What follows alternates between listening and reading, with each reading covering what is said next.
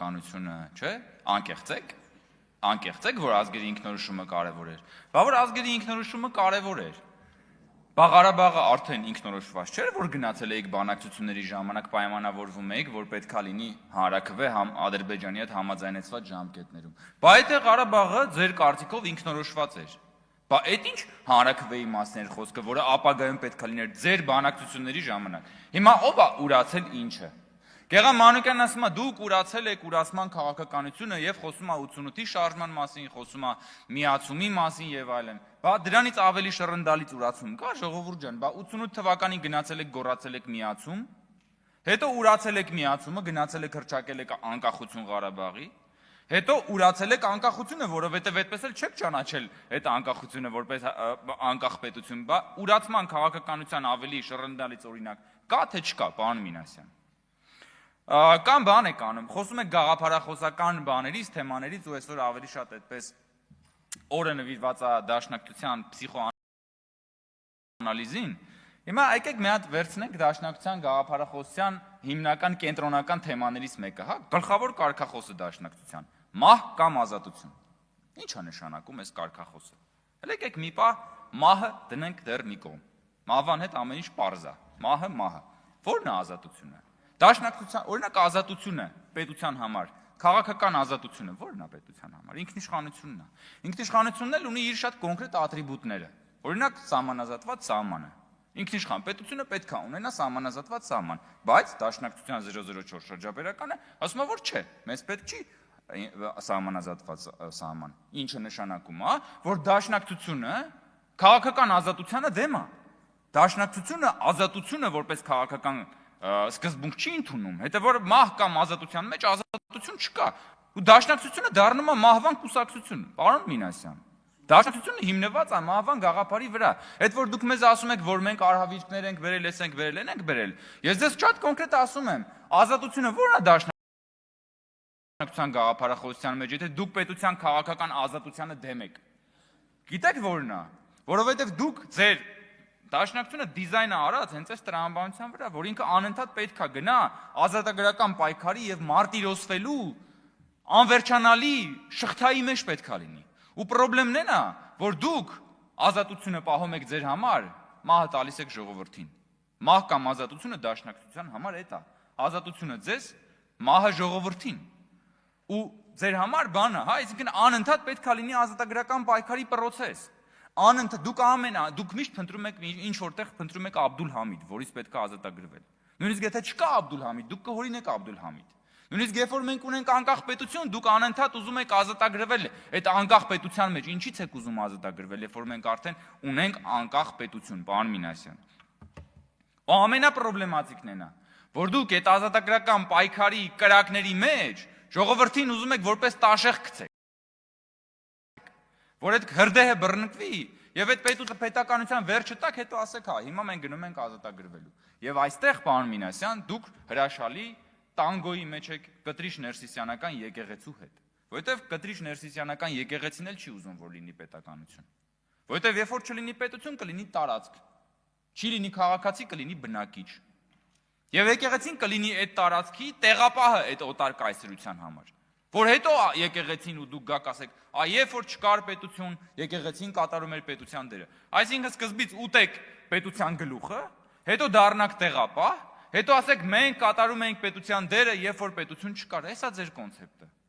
Ձեր սոֆթը տենց է գրած, պարոն Մինասյան, դաշնակցության սոֆթը տենց է գրած, որ ինքը չի կարողանում ապրի, գործի անկախության, պետականության պայմաններում ու այդ մահ կամ ազատություն կարգախոսը, որը դուք այն ժամանակ, երևի այն ժամանակ ծնվել։ Հիմա այլևս ինքը adekvat չի, որովհետև նորից եմ ասում, այդ ազատությունը քաղաքական ազատություն չի ձեր համար։ Հակառակ դեպքում ո՞նց կարող է ասեք, որ մենք դեմ ենք բանին։ Այսինքն ձեր շրջաբերականի մասին է խոսքը, որտեղ որ խոսք է գնում սահմանազատված սահման չունենալու մասին։ Ու այդ մահվան գաղափարը, գիտեք, շատ հստակ մահվան փիլիսոփայությունը դրսևորվում է 2020 թվականից ընդդիմադիր ձեր գործունեության գրեթե բոլոր բաների մեջ, փաստերի եւ քայլերի մեջ։ Իմ մոտ տպավորությունն է, որ դուք որպես ընդդիմադիր ուժ ոչ միայն դուք, էլի դուք բան չունեք։ Էմոցիոնալ ինտելեկտ չունեք, էլի, այդ emotional intelligence-ը, որ այսինքն դուք չեք հասկանում ոչ ձեր էմոցիաները, ոչ էլ ժողովրդի էմոցիաները։ Որ ասեն, օրինակ դուք չգիտեք, իսկ մարդիկ ինչ են ուզում։ Մարդիկ ինչ են ուզում ի վերջո։ Դուք անընդհատ վերցրած սեղմում եք մարդկանց ցավի կոճակների վրա։ Ուզում եք, որ մարդկանց ինչ որ տեղը ցավա, որ հետո այդ ցավի մեղավորությունը բարթեք իշխանության վրա, որ հետո գաք մարդկանց ցավի վրա իշխանություն վերցնեք։ Ու դրա համար ենք ասում, որ դուք 20 թվից հետո սկսել եք մահվան վաճառականությամբ զբաղվել։ Դուք արդյունաբերական ռելսերի վրա եք դրել, այդ process-ը հասկանում եք։ Ու հիմա եկել ասում եք, որ արժանապատվությունից եք խոսում, Գեգամ Մանուկյանը խոսում է բանից, ուրացումից, Արթուր Խաչատրյանը ասում է միջանցք եք տալի, 5 տարի ասում եք միջանցք եք տալի, ժողովուրդ։ Բա Արթուր Խաչատրյանը թողա մի հատ տանի միջանցքի տեղը ցույց տա։ Նոր առաջարկում էր մեր գործընկերոջն, ասում էր արի տարի ինձի սահմանային անցման կետը ցույց տուր։ Բա 5 տարի ասում եք իշխանությունը միջանցք է տալի, ուր է այդ միջանցքը։ Ուր է այդ միջանցքը, ժողովուրդ։ Կարաք տանեք ինչ որ մեկին մատով ցույց տաք այդ միջանցքի տեղը, չեք կարա տանեք ցույց տաք։ Թադևոս Ավետիսյանը ասում է, ինչ որ լավ է ձեր համար, վատ է մեր ժողովրդի համար։ Հետո մի նախադասություն հետո ասում է, ի վերջո միայն Աստված գիտի, որն է լավը, որն է վատը։